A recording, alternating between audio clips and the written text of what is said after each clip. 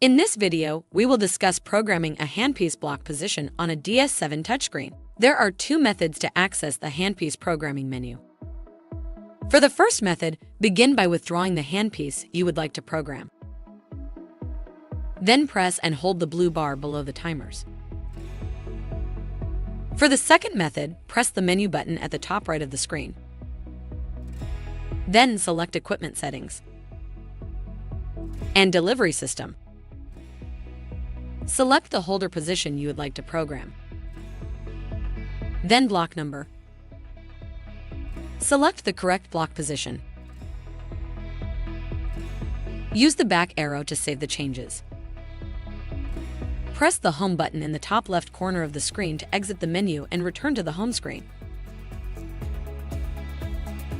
If you have additional questions, please call customer service at 1-800-547-1883.